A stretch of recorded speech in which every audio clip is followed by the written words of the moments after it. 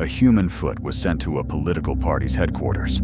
Another hand appeared in a parcel mailed to an elementary school. Online, a video circulated with a chilling title, "One lunatic, one ice pick." In it, a person was murdered, then dismembered. The killer filmed it and fed human flesh to a cat. No one understood why, but one thing was certain: he wanted the whole world to see.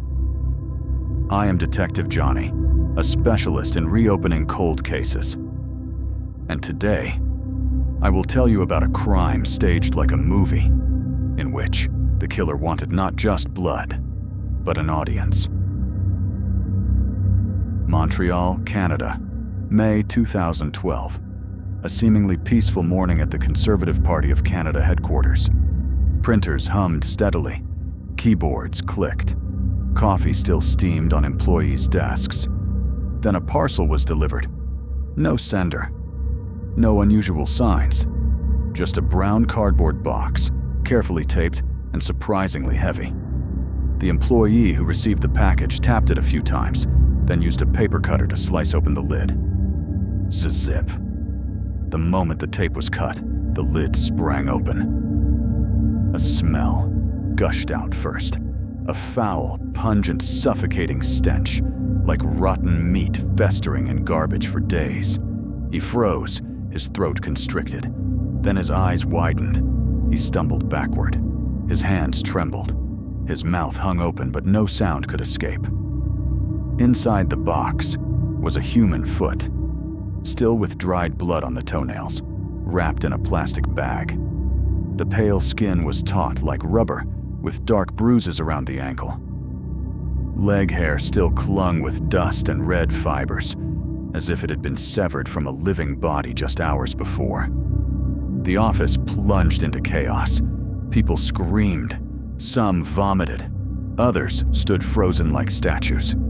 Police were called immediately. The entire building was sealed off. But the nightmare didn't end there. On the same day, more than 3,000 kilomètres from Montreal at an elementary school in Vancouver.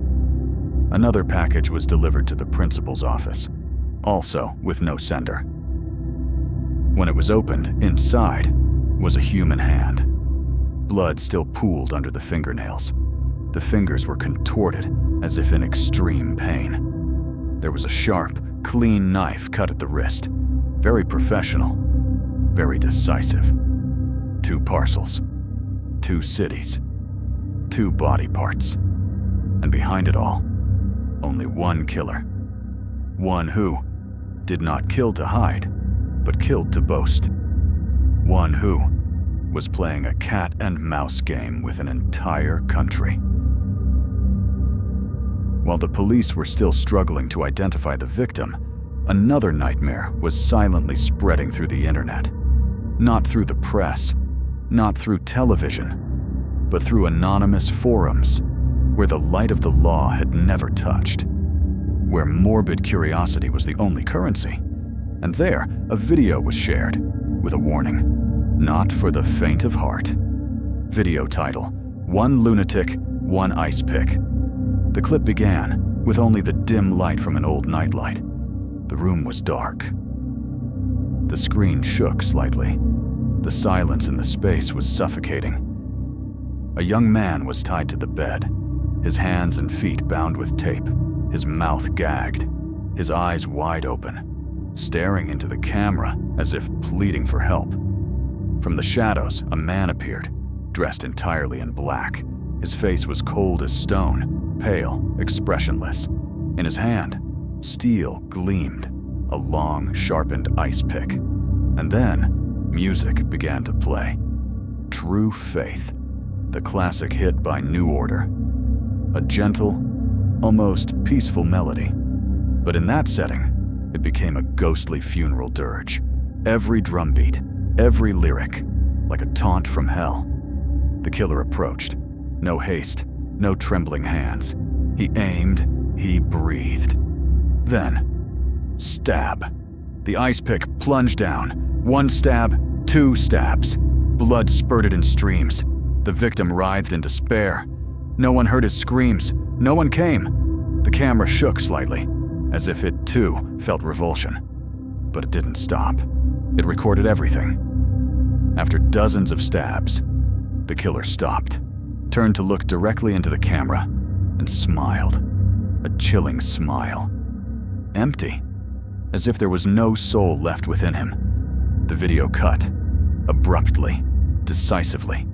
No more music, only the sound of knives scraping bone, the clinking of tools, the rustle of plastic being unwrapped, the tearing, chopping, and stripping of flesh.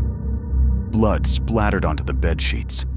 He dismembered the victim as if preparing a meal, filming each segment, each body part. And most horrifyingly, he brought a piece of human flesh onto the floor, placed it in front of a cat, and filmed it eating. That video became a dark legend online. No one could forget it, and all of it was just the beginning.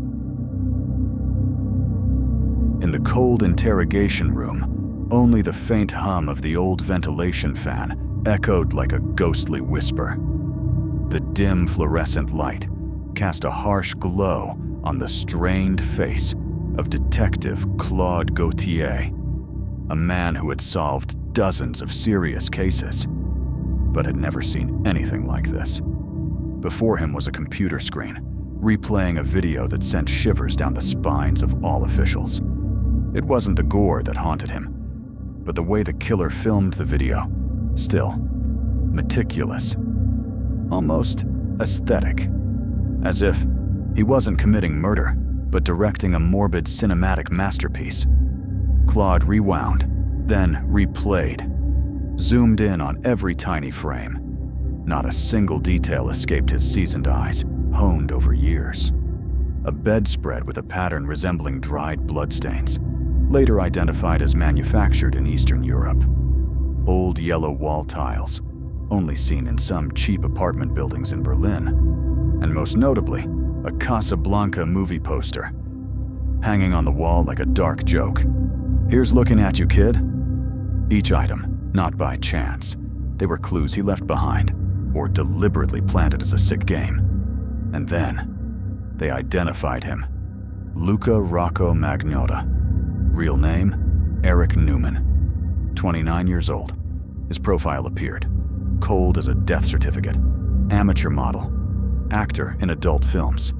And a cyber ghost who had haunted thousands of Reddit, 4chan, and YouTube users, keeping them awake for years. He had previously posted videos of killing cats. One cat was vacuum sealed to death in a plastic bag. Another was tied limb to limb, then thrown to a Burmese python to be swallowed alive, to the sound of soft music and giggles from behind the camera. The online community went wild. The Find the Kitten Killer group was formed, attempting to trace IP addresses, analyze background images, lighting, noises. But always failed. He always knew how to escape. Like a demon knowing when to retreat into the shadows. And then, an anonymous user dug up an old comment he had written on a forum almost 2 years prior. "One day, I will kill a human, and I will film it. You will watch from beginning to end, and you won't be able to turn away." That wasn't a threat. That was a plan. He had warned them beforehand, but no one believed him. And now, it was too late. In the midst of the bloody nightmare, as human body parts were discovered in chilling packages, police finally identified the victim. Jun Lin, 33 years old, an international student from China, currently studying engineering at Concordia University, Montreal. Jun Lin lived a quiet life. Friends described him as gentle, polite, and very introverted. Always courteous in every word, kind to everyone. Jun loved cats. In his small room, a pillow with a cat's face and a few packets of pet food were found, even though he didn't own any. It seemed he was the type of person who was always gentle with even the most fragile things in the world. He never had enemies, a friend once said through tears. But on that fateful night, Junlin had arranged to meet Luka Magnotta through an LGBTQ+ dating app. They had chatted for a few days. Luka seemed polite, caring, and invited June over to watch a movie. Nothing seemed unusual. Just a meeting. June even texted his roommate that he would be back before midnight. Security camera footage captured the final image. Junlin walking into the second-floor hallway, where Luka rented a small apartment. He was carrying a few fast food boxes, fried chicken, a can of soda, and a bag of snacks. His eyes looked tired after a long day of studying, but he maintained a calm demeanor, as if this was just an ordinary evening. He rang the doorbell. The door opened. Luka appeared behind it, his silhouette only briefly visible in the frame. Then the door closed. Softly. Silently. No one heard screams. No one called the police. Just a few days later, a human hand and foot were discovered in packages. Police began piecing together the disjointed fragments. Then the video appeared. The killer was identified, and the image of Junlin, the gentle young man, carrying a box of food into the death apartment, became a painful symbol of a crime filmed like a horror movie. As the cold-blooded video spread across the internet, Luka Magnotta vanished. No trace, no witnesses, no credit or phone signals. He flew out of Canada just hours after the clip was uploaded, under a fake identity. A passport issued under the name Trammell Logan, with a declared address in Los Angeles. Security cameras at Montreal Airport captured the final moment. He wore a hat, glasses, pulling a red suitcase, from Paris to Lyon, then slipped into Berlin. He constantly changed his appearance, shaved his beard, dyed his hair, wore colored contact lenses, rented rooms in cheap hotels with cash. No cards, no real name registration. He wasn't running to escape justice. He ran to be seen. He wanted to become a most wanted superstar. A global red notice was issued by Interpol. His name appeared on every news report. The video killer, Luka Magnotta. International netizens circulated his photos. YouTubers, Reddit, Twitter, all hunted him down. Never before had a murder case's culprit become famous so quickly. 10 days passed. It seemed as if he had disappeared from the world. Until a call from a small internet cafe in Berlin shattered the silence. There's a suspicious man here. His picture perfectly matches the one on the news, and for the past 2 hours, he's just been sitting there, searching for images of himself on Google. When German police raided the place, he didn't run. No resistance. Not a word spoken. He simply closed the laptop, stood up, and smiled. A chilling smile. As if he had just completed a performance. At the Montreal courthouse, Luka Magnotta sat before the jury, his face eerily calm. He claimed to suffer from borderline personality disorder, paranoid delusions, and that during the crime, he was not fully aware of his actions. His defense lawyer spoke of an abusive childhood, of psychological traumas, of a distorted soul that was never healed. But the jury was not convinced. The evidence was undeniable. The video clearly showed every action. Tools prepared in advance. Each step of the dissemination was deliberate. This was not a momentary madness, but a cold-blooded script, staged and broadcast like a true horror film. Finally, after 12 weeks of trial, the court sentenced him. Life imprisonment. No parole for at least 25 years. No stage for him anymore. No audience. No spotlights. Only 4 cold walls. And eternal silence. Some kill out of hatred, some for money, some out of jealousy, for power, for an uncontrollable fit of rage. As for Luka Magnotta, he killed to be seen, not because he hated Junlin, not out of provocation, but because he wanted to be known. Every video clip, every photo, every scattered message on forums, all were part of a script he wrote himself, directed himself, and starred in. If no one watches, why would I kill? An old line he once left on a nearly forgotten blog. For Luka, the crime was not the final act. It was a stage. It was his way of stepping into the spotlight. It was his way for the crowd to remember his name, even if it was with blood.